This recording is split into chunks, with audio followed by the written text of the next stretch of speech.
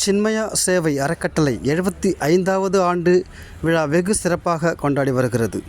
திருவள்ளூர் மாவட்டம் வெங்கல் காவல் நிலைய எல்லைக்குட்பட்ட தாமரைப்பாக்கம் கூட்ரோட்டில் அமைந்துள்ளது மெட்ராஸ் சின்மயா சேவா அறக்கட்டளை. குருதேவ் சின்மயா என்பவரால் உருவாக்கப்பட்ட மெட்ராஸ் சின்மயா சேவை அறக்கட்டளை தொடங்கப்பட்டு 75 ஆண்டுகள் முடிந்த நிலையில் அதனை கொண்டாடும் விதமாக ஹரிஹர வித்யாலயா பள்ளி மாணவர்கள் கலை நிகழ்ச்சிகள் நடைபெற்றது. மேலும் சின்மயா அறக்கட்டளை நோக்கமாக பகவத்கீதை நிலையான ஆன்மீக செய்தியை இந்தியா முழுவதும் பரப்பி வருகிறது.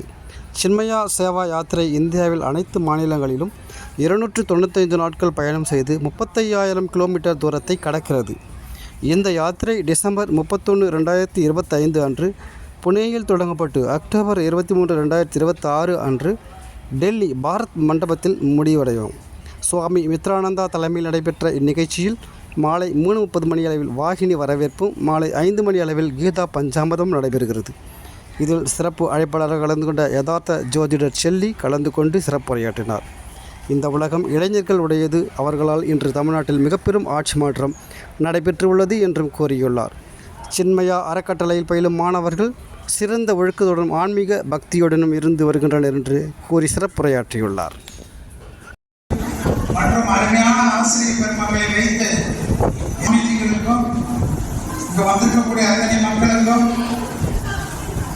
இந்த உலகம் இளைஞர்களுடைய உலகம், இளைஞர்களுடைய குழந்தைகளுடைய உலகம்.